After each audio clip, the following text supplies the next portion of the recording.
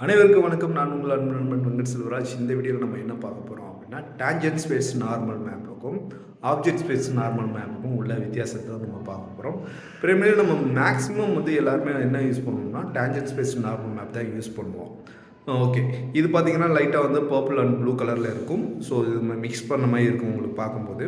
So இந்த tangent space normal மேப்பை நம்ம எங்கே மேக்ஸிமம் யூஸ் பண்ணலாம் அப்படின்னு பார்த்தீங்கன்னா, எந்தெந்த ஆப்ஜெக்ட்ஸ் எல்லாம் அனிமேட் ஆகும், அதாவது டிஃபார்ம் ஆகுமோ அந்தந்த ஆப்ஜெக்ட்ஸ்க்கு நம்ம டேஞ்சன்ட் ஸ்பேஸ் நார்மல் கண்டிப்பாக நம்ம யூஸ் பண்ணோம்னா நல்ல ரிசல்ட் கிடைக்கும்.